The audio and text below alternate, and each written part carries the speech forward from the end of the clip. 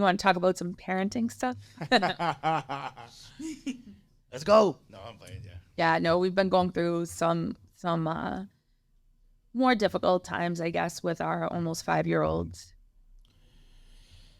Yeah, I think a lot of it has to do more the fact of that one thing about her is that, and one thing that we can both agree on is that she's like our do-over, right? When we think about it.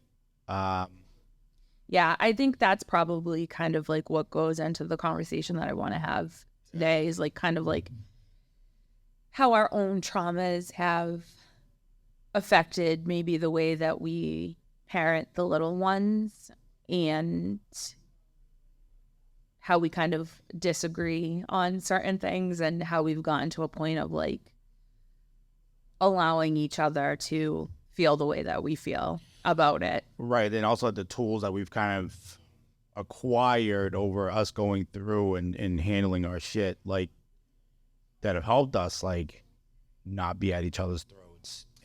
Yeah, how we've learned to disagree the way that we have, right? And not have it turn into like a fight. Yeah, and I think that that's part of like exactly like us being able to disagree without a fight and us being able to disagree and respect one another. You know what's funny is like the conversation that you and I had when after my therapy appointment on Wednesday when I was out for a walk and then no, not Camila's OT, like my therapy appointment. Well, we can talk about that. That's good. I like that story. When I was out for a walk and then I was driving and you were driving from one job site to the other. Yes, yeah, okay. So I don't want to get too much into like what we were disagreeing about on that conversation, but I will just say like we've been going through a really hard time with a certain issue going on in our lives, right? That we kind of vehemently disagree on. It's weird because I don't know if it's. I mean, yes, it is a disagreement. And it's right, and I think it's exactly. I'll let you go back into it. Yeah. So obviously it's something I brought up in therapy. And so then I was just talking to you about it because I have a new therapist and you wanted to know how I liked her and stuff like that. And having that conversation, like I'm very passionate about this issue, right? And I'm like saying things to you and it's been a while, I guess, since we like had a disagreement like this, I would say.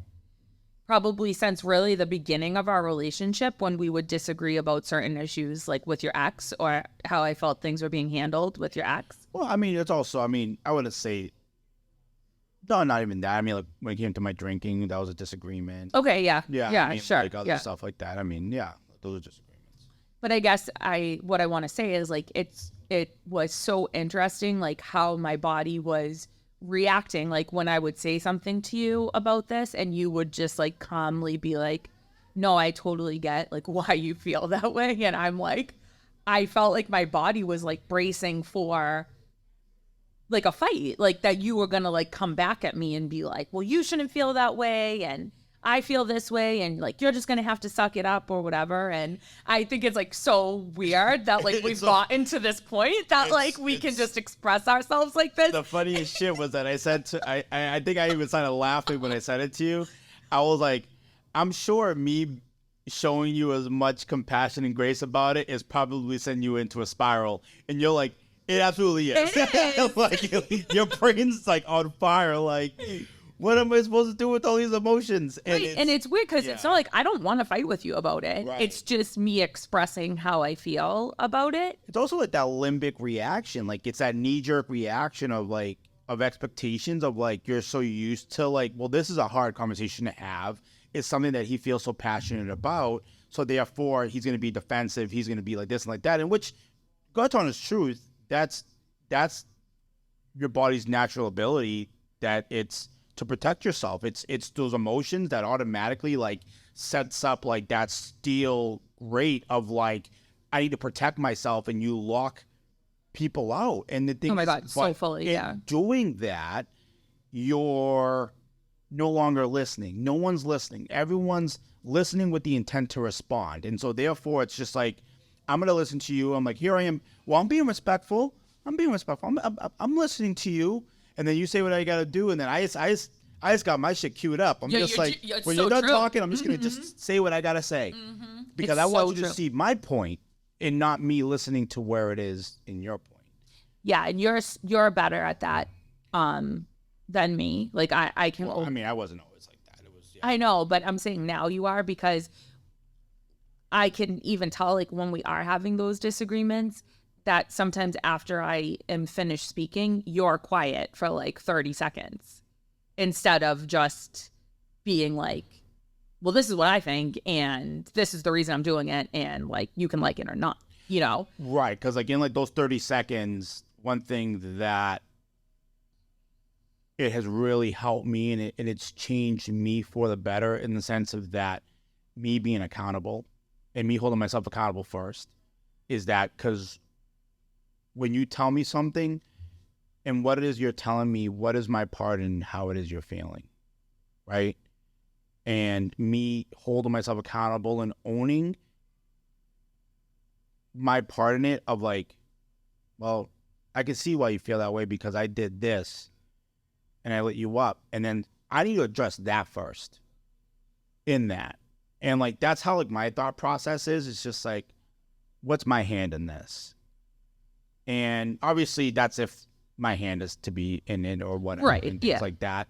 I mean, normally I'm not really like attacking you if something didn't happen. Like, you know what I mean? Like, it's like, we don't fight a lot at all because like, we don't like pick at each other. Right. So I think like when we do have to have these difficult conversations, both of us know like, okay, this isn't coming from a place of just like wanting to be a bitch or like wanting to like be an asshole or whatever, right? Like, we know if we're having these conversations, it's because this is something that's really bothering the other person, and we really need to take that aspect of it into perspective, right?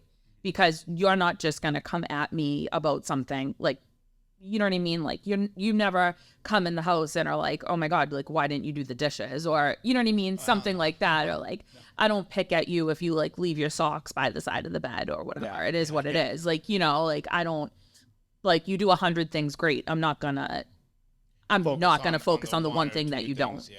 That's just not our relationship.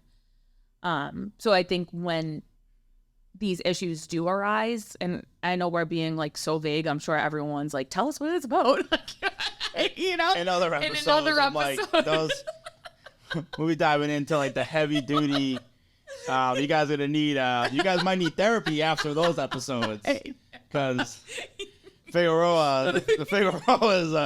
You guys will need therapy from that one. But yeah, like, and obviously it's vague, but I think, you know, knowing that if I am saying these things to you, it's out of really like love and just wanting us to continue to communicate so that I don't shut down, because I do have like those tendencies. Like, if I'm feeling upset about something and it's tough and I'm like, I don't really want to like bring this up right now, I will kind of like close myself off to you a little bit. Right. And I think that, you know, in starting like with that conversation, right? Like, I think that a lot of things that happen, like, I don't know. I mean, I almost feel like we have to almost kind of start with like how we got to the point that we are now in our communication, right? Like, I mean, it's like when I think about it in the beginning, it wasn't always like that.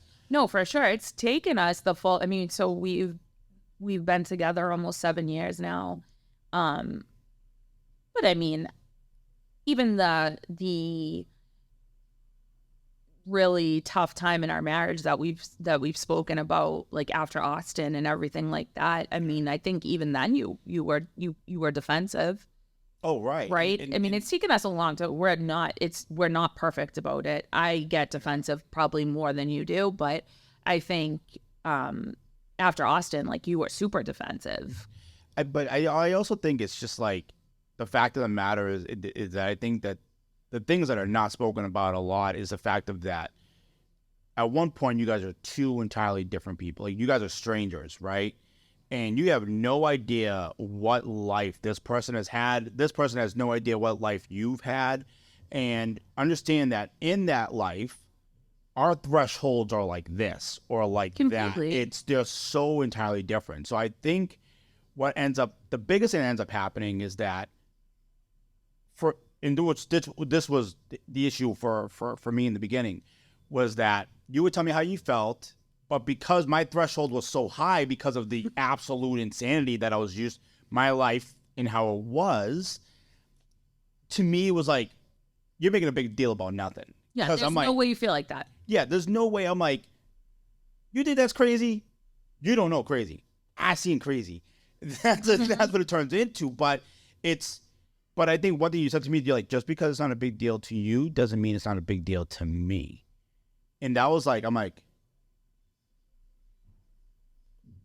yeah, like, I'm just like, wait, what? And that was like the big, when you said that to me, I'm like, oh shit. Yeah, I think that was an understanding for you, right? Because it was perspective. Yes, I was desperately like trying to explain to you, like, okay, I understand that this is not like the highest level of crazy that you've ever dealt with. Like, okay, like, I'm happy that it's less crazy for you. Just understand this is the highest level of crazy. Yeah. I've never dealt with anything like this in my life. I'll remember that. Like, in my 31 years, like, yeah. You're saying like, oh, this isn't even that crazy. I'm like, to me, this is the most crazy. Yeah, this is the most. I remember like being there, like me and Charlie are just like, we're looking at you like laughing, and that was my biggest problem. And this was like, like I said, I think back to it, and I think think about it. I'm just like, man, like how much I used to just absolutely like bulldoze how over your feelings about it, in the sense of that I would say things of like, you're forcing it, like you don't feel that way, relax, pump your brakes. I used to say, stuff like that, and then it's like I used to laugh at you. Yep. And you're like, why is this funny to you? Like, I am like, this is absolutely insane. And to me, it's like, this is normal. And then, like, not understanding, like, just, like we mentioned before in previous episodes of, like, we were a town away, but we were worlds apart. Like, for sure. We were in, like, complete, like, I feel like it's Stranger Things upside down. Like, you're in the colorful world and stuff like that. I'm in, like, the shit on the bottom side. Like, that's how I felt like. Yeah, for sure. I mean, you would tell me stories that you thought were like funny stories from your childhood, and I would just be sitting there staring at you like stone faced, and I'm like, are you expecting me to laugh at this? Yeah. Like you're like, yo, this stuff was hilarious. I'm like, that's not funny, babe. Yeah, I know. And like that's kind of like, to kind of like now saying like, to kind of touch upon a little bit, it's something that you had mentioned like last week. I think it's like kind of like to give each other grace and understanding. It's like an understanding that like, and also from us as men, right? As men, we don't talk a lot about what we've been through, and we compartmentalize things, and we stash away shit. And if there's one thing that I've learned, especially now more than ever, how much trauma as men we carry that we never talk about. Yep. And that in our childhoods and stuff like that, and we don't understand and how much it manifests and how it really changes how it is that we handle every aspect of our life, every decision. Like in like I said, it's like how we react. And, as we started progressing through our marriage and we kind of started to like go through that, because I remember there was even times for you that because of me being what I've gone through, and the times that you would be like, you're crazy, right? To me, I'm like, well, this is manageable. I've managed crazier than you. This is just regular crazy. Yeah. Just regular crazy. You're 2 on the crazy scale. I'm just like 15. And how much of it was a tool for you? Because and this is something that we learned. I'm like, listen, you would go off. You would go off on a tangent. And if I hurt you, you needed to say something to hurt me back. Yeah, absolutely. And I'm like, why did you feel, and I would ask you just like this, why did you feel you saying that? Because I know it's not how you feel, was necessary. And I remember you were like, don't come at me with reason right now. Yeah. You're like, what? And I'm like, how is that even necessary in the conversation? Well, I think I've never been in a relationship where anyone tried to de-escalate anything, right? So it was just like, let's just go at each other. Right. And I'm someone who likes to be right. I love to be right. It's still like something that who likes to be wrong? No, but I really like to be right. It's something that I still like have to be like, it doesn't matter. No, it doesn't matter. And like, what's the difference? Like, really, right? And I think the biggest thing that you taught me, or that you helped me with, was like, does this matter to you more than you love the person that's standing in front of you? Right. Does being right matter more to you than me? Does this argument matter more to you? Right. And that's really helped me just in general on like knowing when to bring something up, like knowing when like, no, you know what? This actually is too important for me. I have to say something, right? But I think it just goes back to like that whole like why we don't pick at each other, right? Because it's like, I know, like I've heard my friends say like, oh my God, like I was screaming at so-and-so because like he keeps leaving a wet towel on like the bathroom floor, right? And I'm like, just fucking pick it up. You know what I mean? Like, really? Like, you want to you want to get into a fight with your husband over that? Why?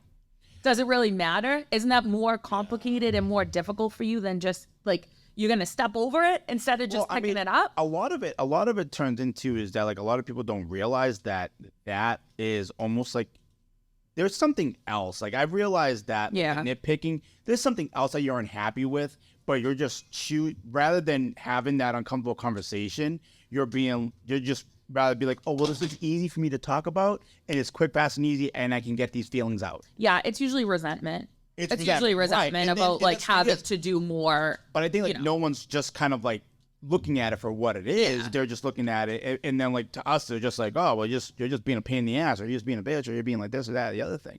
So the other things are too is that like to get back to like how it was for us at the beginning, one thing I would say to you, I'm like,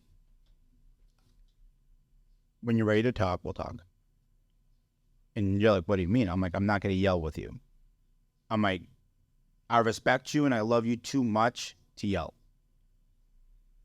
And if we can't talk about this, then we shouldn't have the conversation, because if we're yelling, no one's listening. Yeah, which is another good thing. I think sometimes like if something's bothering me, I've thought about it like, you know what, let me give this 24 hours. And if it's still bothering me in 24 hours, then I'm going to bring it up. Right.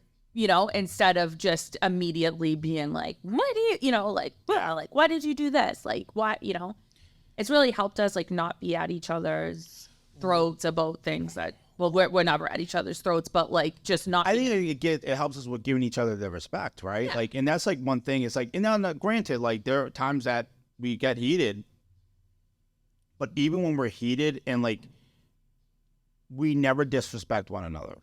And it's like, even when we get heated, I think at that point, it becomes more of like, I just need you to see my point because this is how passionately I feel about it. And then there's times that we're just like, all right, like, it's a stalemate. Like, this conversation is not going anywhere. Yeah, we're talking in circles. Well, right, because you know what it turns it? Because the reasons why we're not getting anywhere is that because we're listening with the intent to respond. We're not, like, I'm not hearing what is you saying, adjusting that, and then us finding a resolution, and then then me say what it is I have to say, and then us kind of breaking it down together, and then us coming to a resolution together that works for us, or us getting to the point of like, you know what? I have my feelings about this. Respect that. You have your feelings about it. I need to respect that. Right? Because something that no one wants to hear and that I don't like personally is that sometimes there's not a resolution. Right. And that's the thing is that it's that we have to, you have to make, and I think that kind of speaks for like what today's day and age is. Like, God forbid you have any Differing opinion. A different opinion. It's not that anybody can have just a respect for each other of like, you know what, you see it differently. But you know what, we had a great conversation. And it's just like we have to agree to disagree. And that's the thing is like everyone thinks that that's such a cop out, but no, it's because of what that person's life has been. Exactly. That's their conviction. In your life, because of how it's been, that's your conviction. Yeah, that's super hard for me though. Like I think because you and I really don't disagree on much. Right, yeah. When we do, I'm like, oh my God, like, are we gonna be okay? And I think that's kind of something I want to speak to too, is that I think up until you, it was like, well, we're in this huge fight. Like, I guess we're just going to break up. Yeah. You know, like there's, you know, you can't just fight, like, you know, or you can't just fundamentally disagree on something and still have a good relationship. Right. And it's funny, like we were talking about it with our friend yesterday, like how we work really hard, like to not weaponize love in our house. Bring that up. Yeah, literally. Like, right. And like something I always do for you is that I make your plate at dinner. Like it's just something that like, that it's just what I do. Right. And I was upset with you and you go to grab your own plate and I'm like, what are you doing? Like, I'm still going to make your plate. Yeah. Right. Like, because for me, it was love was transactional for me for so long of like, well, when I do good, I get love. When I don't do good, I don't get love. And it was transactional. And like, for me, that was probably like my biggest thing that I had to work through was that and learn was unconditional love, not love with conditions. And I think that that's something that a lot of people live with. And I know, like, for instance, like for a lot of people that were in like my circle of life is that love is measured by how much you're willing to go through and still be there. Right.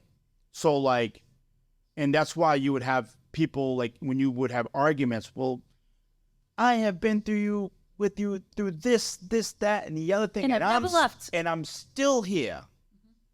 And love is like,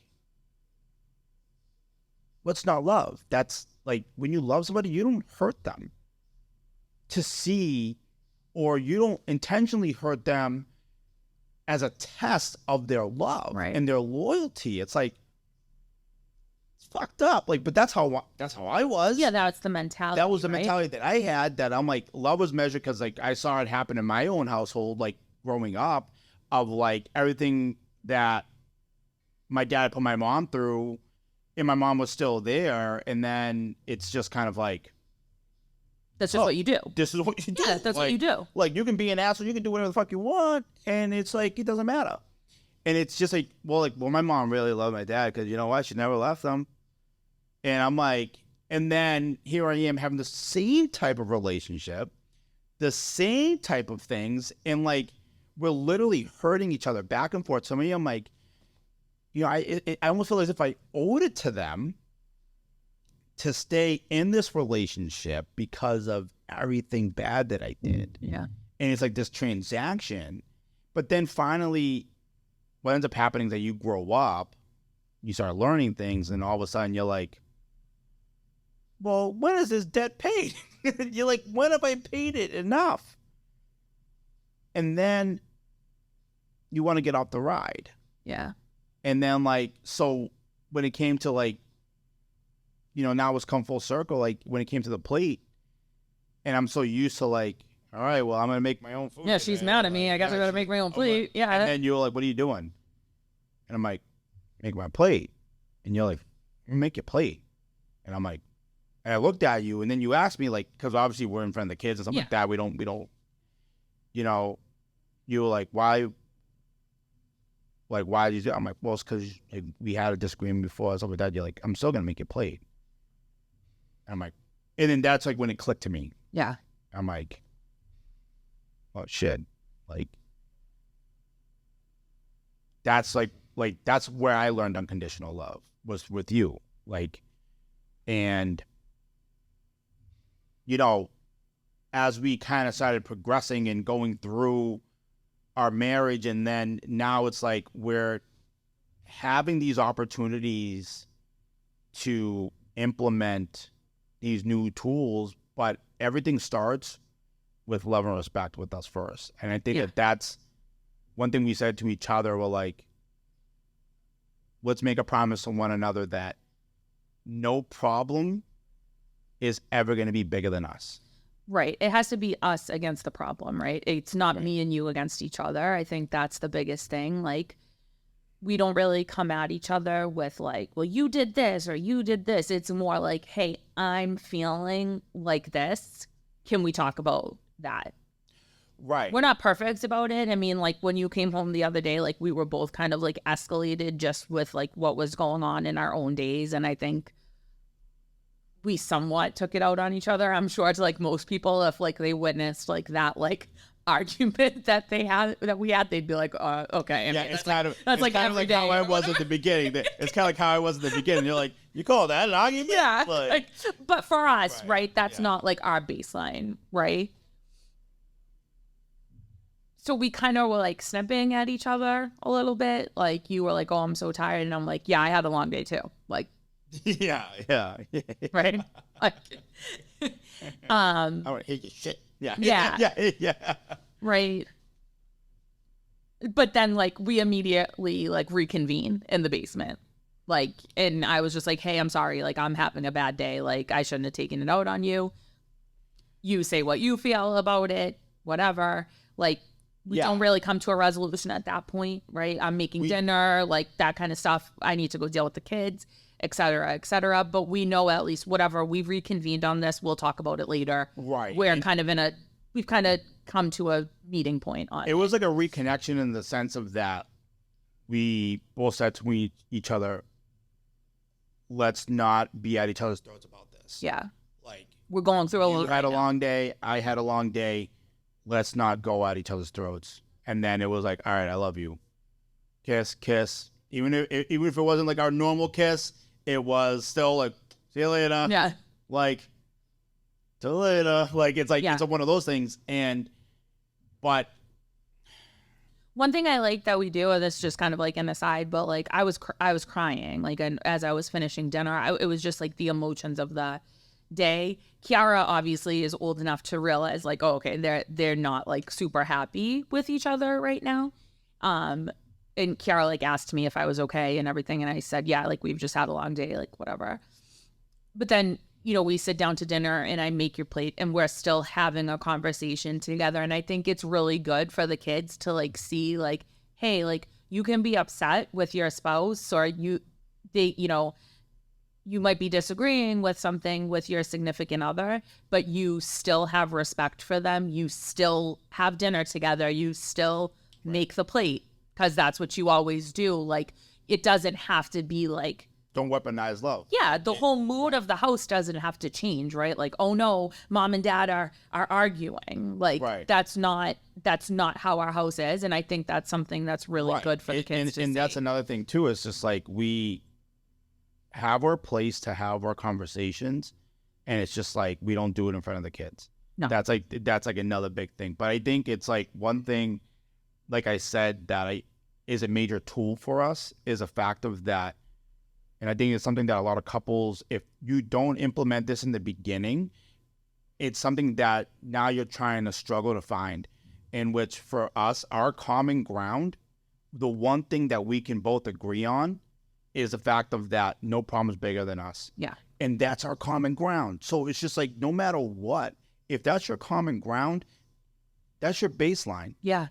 Everything that comes after that, it's all going to start off of this. That because now all of a sudden, like this problem it's not minimized, but it's something that is manageable. Yeah, it's not going to get bigger than our relationship. It's never going to get bigger than us. And so therefore be like, because at the end of the day, I respect you and I love you enough because guess what? This problem is never going to be bigger than what you and I have. And so therefore it's like, all right, like if that's where we're starting from, like we can do anything. Because at the end of the day, at the beginning of the conversation is that, and the end, it's going to be that. Yeah, exactly. We're not going to let it get so out of control that we lose sight of that problem, right? That's the base. That is your foundation. And I think that's what we did differently that really helped us because that's our baseline. Like when I think about it, that's a core. Like that's where we start from, and we make sure that any conversation we have ends back at that point. You know what I'm saying? Like that's for me is like when I think about it, I'm like I think that's probably like our biggest thing that we both said like this is what we protect. Yeah, that's our marriage. Like that's inside of that is nothing's bigger than that. Right. And I think that's why like, and a lot of people probably disagree like with me like still making your plate, right? Or like if we were planning on going on a date that night, like we would still go and like we would have a good time. Like it's I just can't let this one thing in the grand scheme of our marriage, like, yes, is it affecting us? Absolutely. But like it's not bigger than our marriage. It's just not, right? Like we're still gonna go about our lives. Are we gonna talk about it? Yeah. It might be, honestly, and maybe a lot of people don't want to hear this, is like it might be all we're talking about for like a week, right?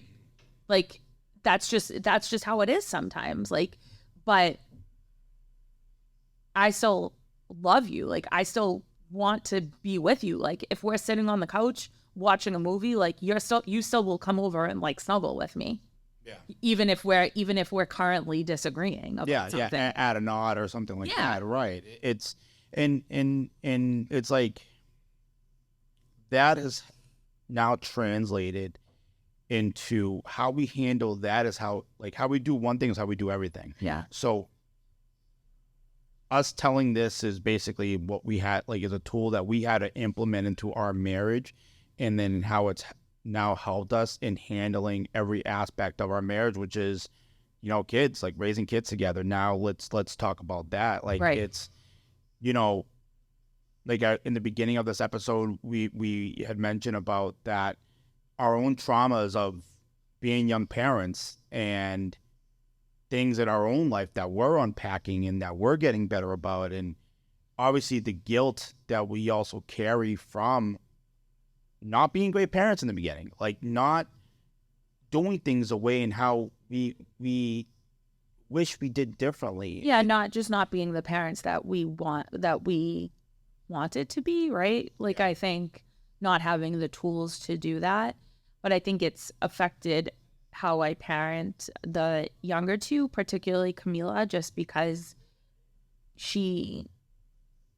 Selena's just more of like, oh, okay, whatever type of kid, you know, it's just her personality, just like a go along to get along type of kid. Camila is not, and that's okay, but it's definitely, you know, I don't know how much you want to get into it, but so Camila's a highly sensitive person. She has big feelings. Yeah, she feels things to like a higher degree, and it's something that she has hypersensitivity. So it's like one thing in understanding your child, and this is one thing that we did differently, is obviously you don't parent all your kids the same way. You can't. And but, you know, how I grew up with, everyone got parented the same. Like everyone's the same. But I'm like, no, everyone sees and understands things differently. It's something completely different. So that was the one thing that we started with, that we're like, you know what? No, Camila's different. And so like for me, like my trauma in that is that with Camila being so different, my biggest thing is like how much of this is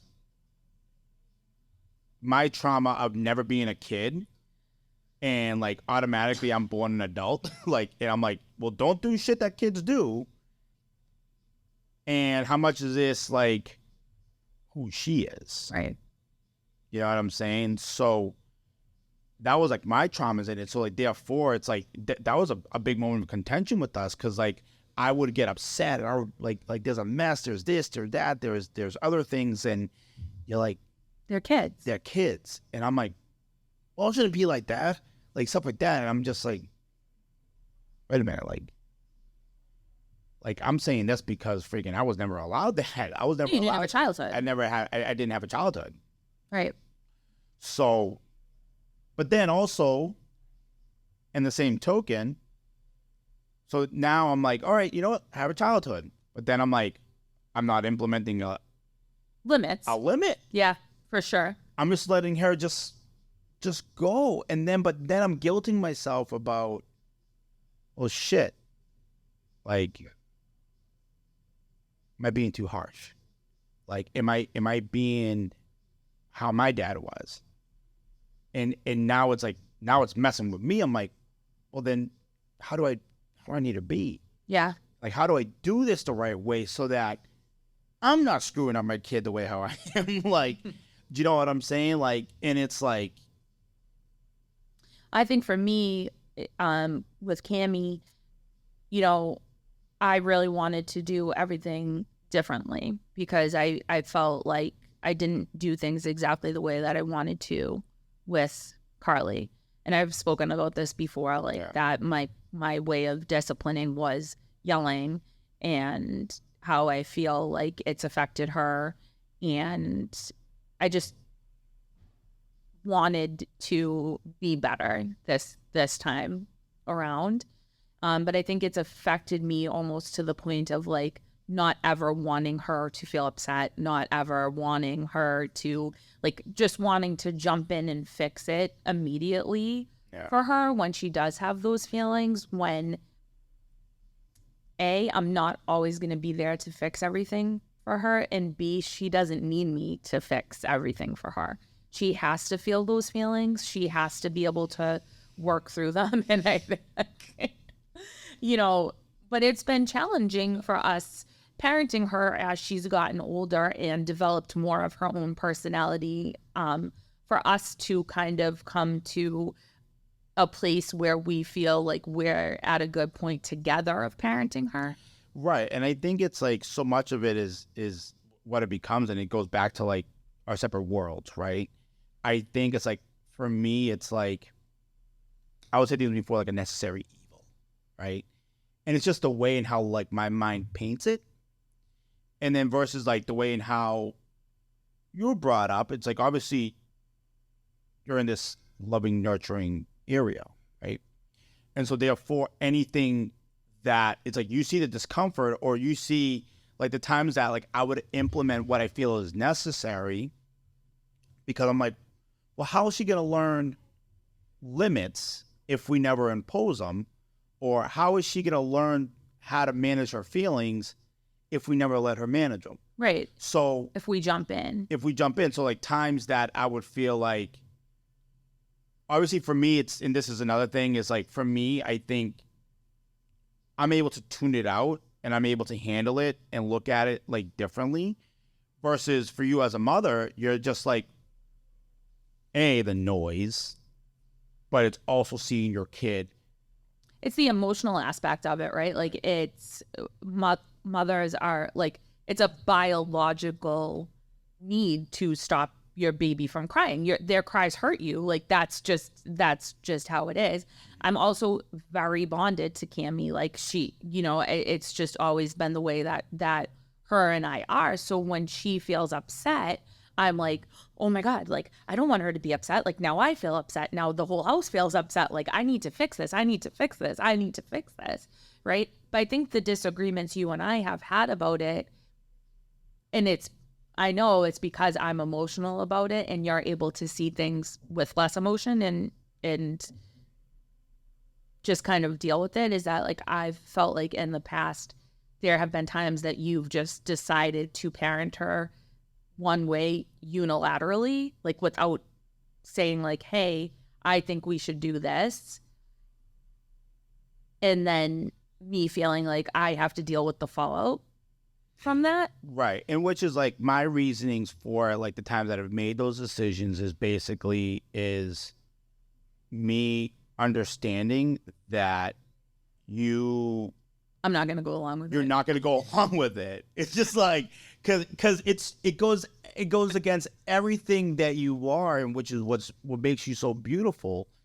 But it's also one of those things of like, you know, and it's just so funny because like obviously it's like I think we kind of have to just talk about like what ended up happening with how it was and like that night of like, you know, this episode kind of happening. And I made the decision because I'm just like, if I don't do this now, but you're right, it does not make it right. I did not talk to you about it. Well, I think so. Like, and it was like no preparation for it. It wasn't like you were blindsided by it, and like you were pissed at me. You know, I don't like. I was pissed. You were pissed. I was pissed. But you know what? Marissa, I'm like, you know, babe. I'm like, I am sorry. I'm sorry. But it's like one of those things. I'm like, I just know that if I told you what it was I was trying to do, you wouldn't have gone along with it. But it does not make it right because I should have given you a heads up.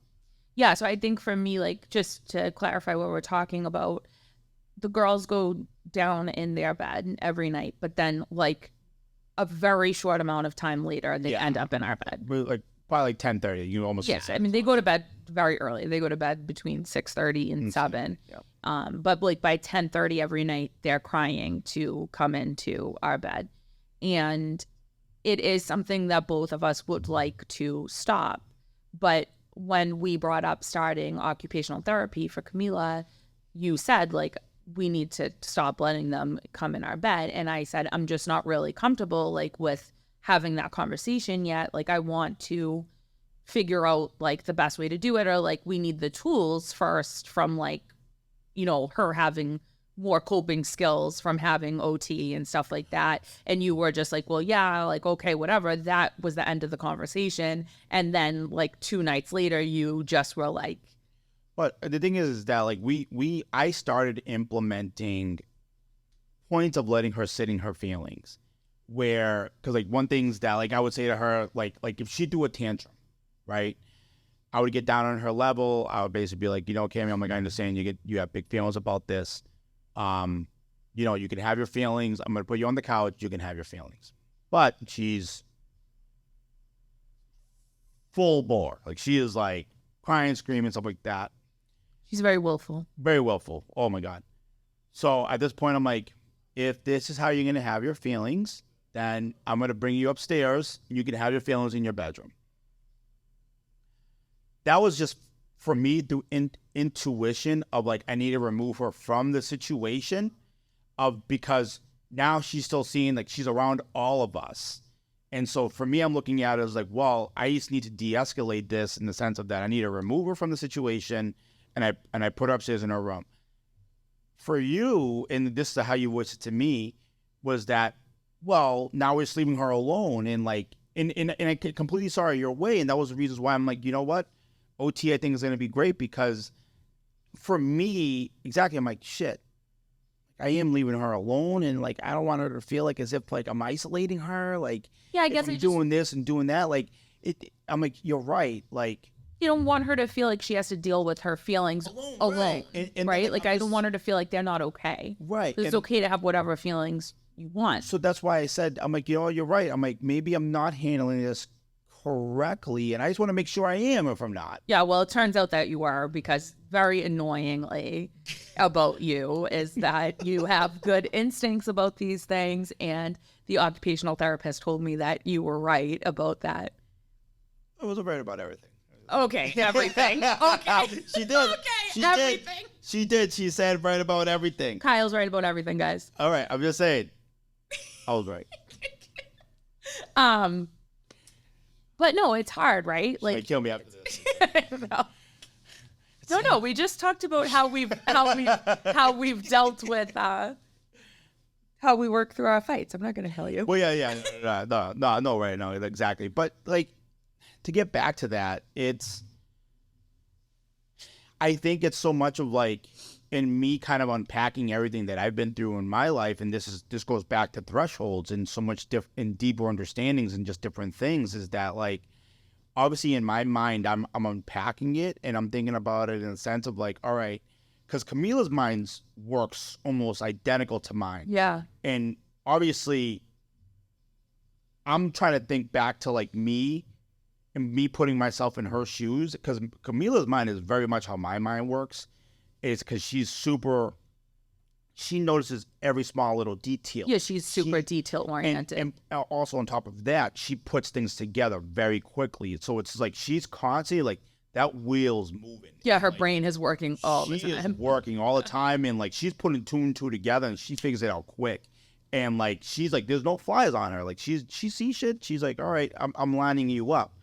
And I think about it, for me, it's like I had it beaten out of me. Like I had it beaten to me that I'm like, all right, I can't act this way. I can't act this way, and so I'm just left with not understanding anything. Versus with Camila, like, I think in the beginning, it was almost like as if it was we were almost treating it almost like as if it was like a disability, in the sense of that we had to make sure she wasn't feeling this way. Yeah. And we were trying to control the situation of something that's uncontrollable, and that's what ended up happening. And then that's where our frustration would settle in, as opposed to us nurturing her God-given talent and the disability that she has, but then also being able that, you know what, we have to, I think it's like probably the best way to put it. It's like being given superpowers and not knowing how to wield it correctly. It's like, yeah, like it's like, you know, it's like you can shoot a laser beam out of your eye, but like in the beginning, it's like this wild inferno. It's just these crazy things that it just goes everywhere. We have and then they work with like the sensei or the guru, like the Obi-Wan Kenobi, like the type deal like that, and they just teaches them just to kind of concentrate. And I'm thinking that's probably the best way to probably put it. Yeah, which I think is like why we really decided to start OT, right? Because that gives her like the skills that she needs, and also us like to know like, okay, this is how we should deal with it. And obviously, like for me, hearing it come from like a clinical perspective is a lot easier for me, right? Because like this person telling me this is a doctor. There's research behind this. Like they're educated. They're educated in it, and they're. I have no relationship with this person other than they're the child. Other than that, they're the person evaluating my child. So it's easier to take, right? Like I think when you're saying something to me like that, it's hard for me not to be emotional about it, because sometimes your delivery can be harsh. Correct. And that's it's just like a little bit too straight to the point for me, especially when we're talking about our kids. Right. Like, I'm like, well, I am literally like in a puddle of tears over this. And you're just like, well, this is how I think that we should be handling it. And, you know, this is what I think is going to be right for her.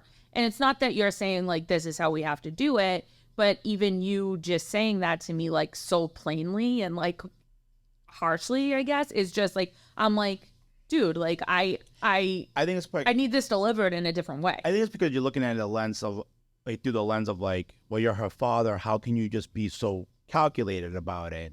And I think it's just more so, and like I said, it's because of the emotional part of it. And I think it's like, for me, I'm looking at it like, well, this is a resolution for my child, because the thing is that like, oh, maybe that's what it is, because you're very solution oriented. That's all it is. Yeah, that's all it is. And it's just us as men. We're solution oriented. It's like, there's a problem, we fix it. It's as simple as that. Versus me, I'm trying to just like, well, you're her father. You're supposed to be. Well, I'm just also like getting all my feelings out about it, and maybe like at that point, I'm not looking for you to be like, well, tonight we're going to keep her in her room, like at all costs. Like, and I'm like, whoa. Like, I'm just trying to have this conversation with you. I'm not even there yet. Right. like for what we should implement. I'm just venting to you about my feelings as her mother about this. Right. And like, you know, for us, and like, we're not saying that like, I'm not saying like I lock my kid in the room. That's not. No. Like, sorry, not we're in at bed all. the whole time with her. I was lying down with her. I'm like, lying down with her the whole snuggling time. her just in her bed instead of in ours. Exactly. But we're allowing her to have her emotions, but also being able for her to work through her rationality, because she's like, well, I just want mommy and daddy. Well, we're in bed with you. Right. And we're in your bed. And then at that point, she's like, well, then why am I crying? Yeah, well, yeah, that is true, yeah. Like, I have everything I want. Why am I crying? And I'm like, you got to stay in your bed. And then it's just like a matter of just letting her be in it.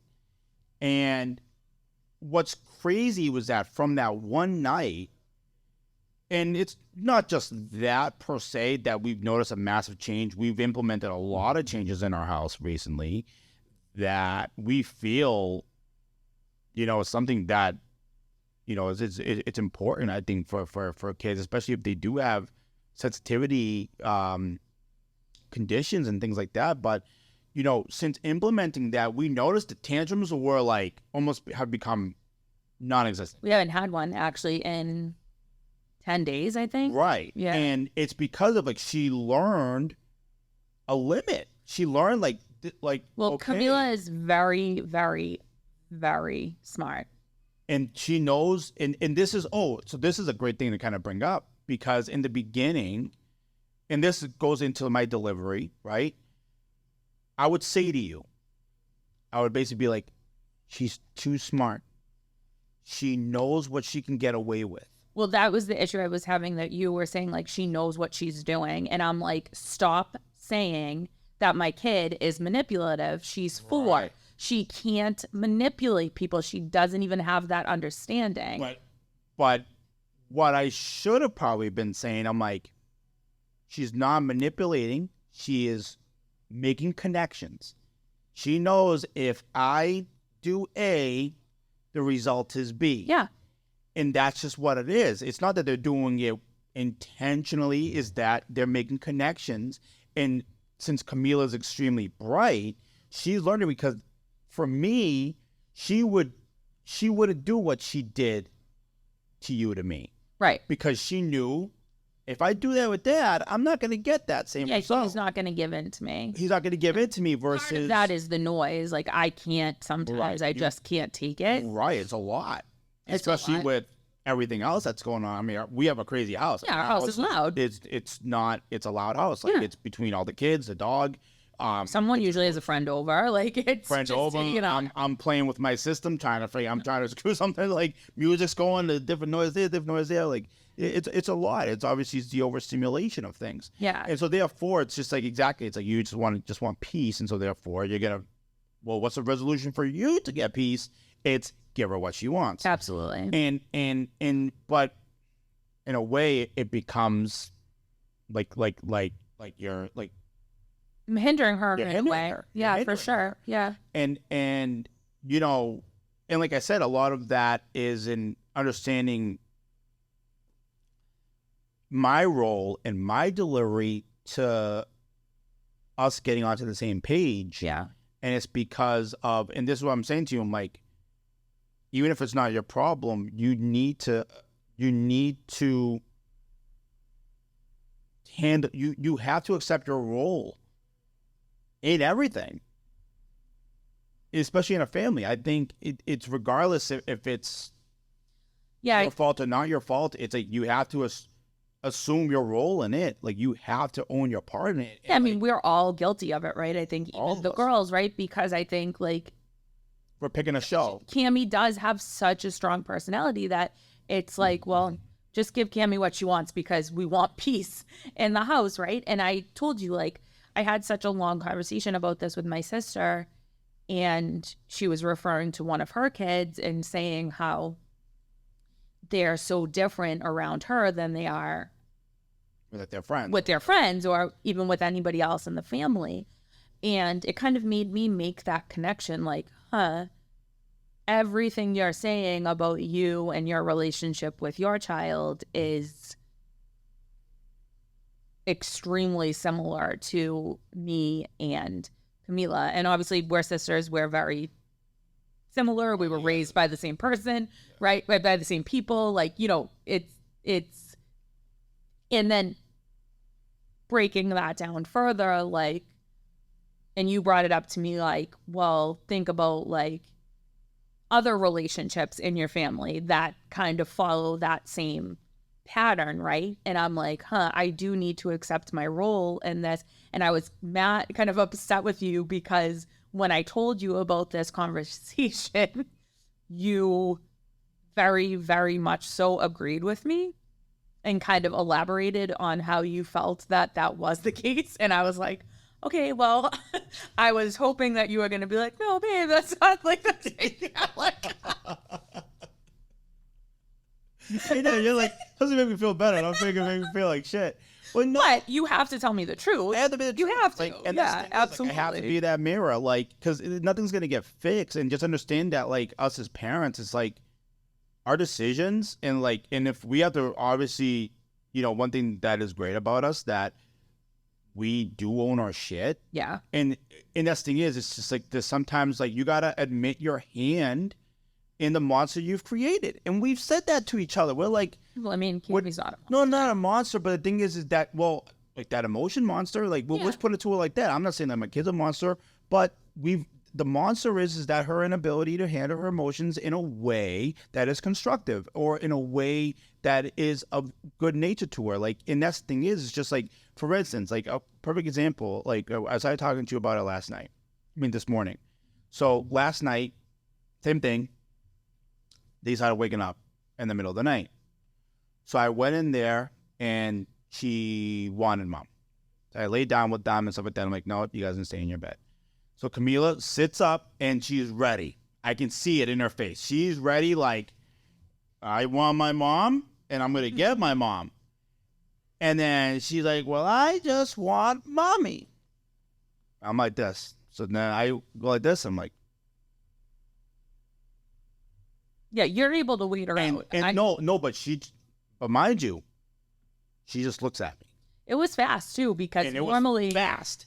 It was fast. I just looked at her, didn't say a word. I'm like this. normally I'm in bed like, Yeah, I know. You're just like, oh my God, I want to go get her. Lord, if you're listening. I want to go get her. Yeah. And I just stare at her for probably 5 seconds. She's like, boom, lays down. And my hand was right there because she always sleeps like that. And then she's like this. Yeah. And I'm like, okay, kid, like just sit in it. Like, it's okay. Yeah, it's okay to be mad about But it. she knew. She was like, I need to stay here. And the thing is like she does extremely well with limits. That's actually how her brain works. We've kind of come to learn, and like we did a screen detox again in our house, and we did 2 weeks, I think, with no screens whatsoever. And now we've added it back in, but they know they get 1 hour, and I set a timer, and that's it. And they get to decide throughout the day when they would like to use their hour. And I thought they would be giving me such a hard time about it. But literally, I set the timer and I tell them, okay, you know, you turned it on at 10:15, at 11:15, it's over. I set the timer, it goes off. The timer goes off, Cammie gets up, grabs the remote, and shuts the TV off. Yeah. And she does not ask me for the entire rest of the day. And it's the same thing whenever we go to a park or anything. If I don't set a timer, trying to get her out of there is a nightmare. But if I tell her, I set a timer, it's going to go off, then you choose one last thing that you get to do, that kid leaves with no problem. So I know she functions very, very well when those limits are set. It's just a matter of me being able to like handle the emotions that she feels when things don't go her way, still implementing those limits. Right. And then, like, you know, perfect example would be like when we went to The mall. Mm-hmm. And it was time to leave, and you know they were in the plane thing. She did not want to leave. She put herself on the floor. Now I was prior to how I was like one of those parents, like when I see kids do that, and I would look at my kids and like be like, if you ever did some shit like that, I'm like, man, I was like, I'd carry you up by your neck. Like, it was like one of those things, because that's how it was for us. Like, we would get, my mom would take us to a bed, light us up.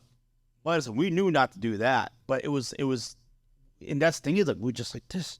And at that point, we would just stop being kids. Couldn't do anything bad. But I remember, like, when she put herself on the floor and she's like, in her feelings, I remember middle of that mall, got down on my knee. I'm like, well, just stand here until you're ready to walk. She's like, she stood right up because she was like, look, realize where the hell she was. Yeah. And she was like, oh, I don't want to say, everyone's looking at me. Yeah. And one thing that the OT said to me that really kind of like struck me was that, like, we have to let them have those feelings, even if that feeling is embarrassment or that feeling is like shame. Because they're realizing, and that's how they learn. Like, that's how they learn like empathy, and that's how they learn, that, oh, I'm gonna have these feelings, and I have to figure out how not to have these feelings. And one thing she said to me was, because I was explaining a difficult situation that I had with Cammie over a specific food that she wanted for lunch, and I was explaining to the OT like how I handle it, and she was saying like, you're saying too much. Like, you have to just let her sit with the feeling of like, okay, I really want this, but I'm not going to get it, and I have to figure out like how to get myself out of this emotional whirlwind that I'm in. She said, because if you don't, you turn around and they're freshmen in college and you're bringing them that food. You're driving hours every day to bring them that food because they don't know how to handle not getting it. And I was like, oh, Jesus, like I never thought of that, but it's true. I mean, right? we see it. I mean, we see it. Like, I've seen other relationships of people that like their kids are grown ass adults. Yeah, and it's so codependent. Well, right. And it's just kind of, the hardest thing is just like for instance, I've seen people when then they lose that parent, and it's like, you taught me how to live, but you never taught me how to live without you. Yeah. And then like they're just crippled. And I remember saying that to you a lot of the times. I'm like, it's not good that it's being done like that. I'm like, you're crippling that kid because they're never going to know how to stand on their 2 feet if you're not there. And the fact of the matter is, life is so unpredictable, and we cannot guarantee that to our kids. Yeah. And I think a lot of it for me is like my own feelings about like being a mom, like, and if and I thought about that, like, oh my God, like I really would drive hours to bring my kid food at college, right? And then I'm like, because I think it's like my own, like, if I'm not a mom, then like, what am I? And like, to me, like being a mom is like being at my kids, like fixing everything for them, right? Like, I need to take care of this for them, because if I don't, then like I'm not being a mom, right? But I think that's something I have to like work backwards through and kind of like figure out where that comes from, because like obviously there's so many ways that I'm their mom that don't mean that I have to be at their every beck and call. Right. And like for me, it's like I look at it as just like, you know what? I have to give my kids the tools to, this world is not pretty. This world is not what our house is. It's not that safe place. This world will kick your ass and keep you there if you let it. And it's one of those things of like, and how harsh this world is, that I want to give them the tools to be able to handle things on their own, because guess what? I won't be there. If they want to go to college in a different state, and that's why you see a lot of kids that they move back because they can't handle it, because, well, fuck, I don't have my mom here, or I don't have my dad here to do this stuff for me, so I don't know. And like it's like all those anxieties, it's all these different things that end up happening. It's like you're just crippling your kid. Like, they don't know how to live without you. And it's just like, I don't want to do that to my kid. I want my kid to go out and experience the world, like do things that I never did, like travel and go there and give them the sense to do it. Yeah, I think this is probably why, like, us having really different perspectives and having really different upbringings helps, right? Because big time. you know, It's like big time. you have like that, and it's not a harshness, but you have like that reality to you, and I think that's a good thing to teach our kids too, right? Yeah, and then like they get like the like softness, I guess. I think you're soft with them too. I shouldn't like. I think you know what it is. It's we're giving them nature and nurture. Yeah.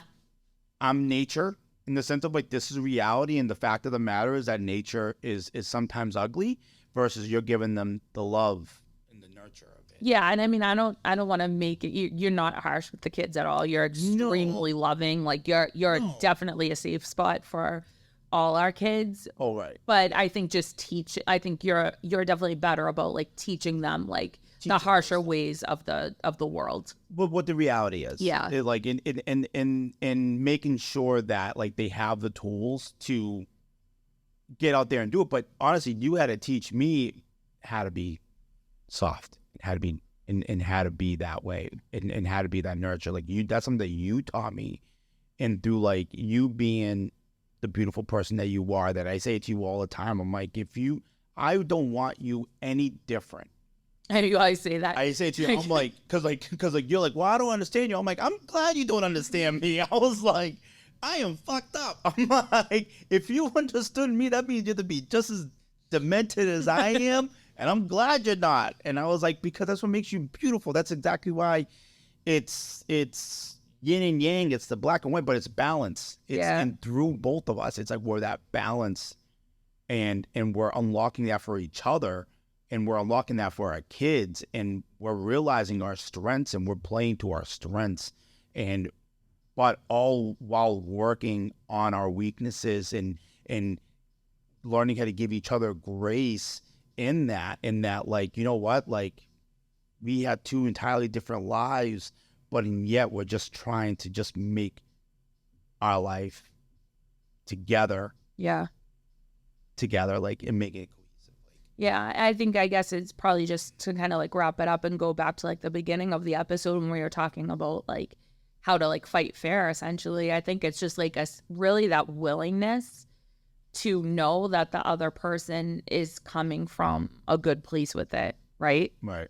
Like you're not telling me like, yeah, you know what, babe, like I think like you're the way that things are with Camila, like could be adjusted a little bit. You're not telling me that because you are trying to be a dick, like, or because you want to make me feel a certain way. Like you are just telling me that because like you're my husband and you know that it's affecting me and you want things to be better, right? Like, right. And I think just knowing that the other person is not coming at you out of a place of like, oh, like I just want to like make you feel bad about something, I think is really important. I think it's also understanding the fact of that there's plenty of people in this world that are going to lie to you, and that there's that the truth isn't always pretty. The truth is sometimes ugly, but it's necessary. And I think it's an understanding that me being truthful with you is because I'm telling you the truth because I love you, and that there's people that you need, those people in your life that are going to basically say like, hey, like it's not no one else's fault other than your own right now. We need to fix this. And we need to fix this. Like, and understand you need to fix it. It's no one else's problem. It's yours. And that's the hardest thing. It's like, see, like this is when you start to sound harsh. Right. It is. It's nobody else's problem. It's yours. Like, well, it's your job to fix it. Yeah, I know, but it's your job it's all about the delivery. It is delivery. Right? It's all about the delivery. It is about that, but right, and that's essentially with what it is. But I was saying that's where you reel me back in. Like it's like, but it's your responsibility to fix it.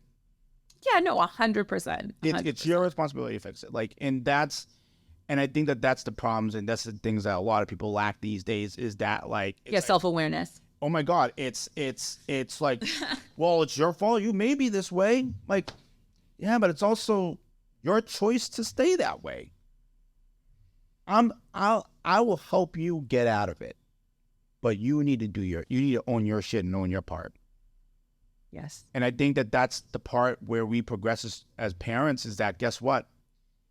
For as right as we feel that we're doing with Camila and we're doing our best, she can come back and, you know what? I screwed this up. And that was like the beautiful thing about like, and that's what I learned with Grandpa. Yeah. That's one thing he taught me. That guy was always evolving. And that guy, he was way ahead of his time way back then. Yeah, for sure. But he was always evolving. And he, to the very end, he was like, he would own his shit. Yeah, he would apologize to his kids for like, stuff. Yeah. I'm sorry. I should have, I wish I knew then what I know now. Yeah. And that's all it is. It's like, we're constantly, as parents, we need to evolve with our kids. And we always need to be that, you know what? I'm sorry that I brought you here, but guess what? I'm here now, and I'm going to help you get out.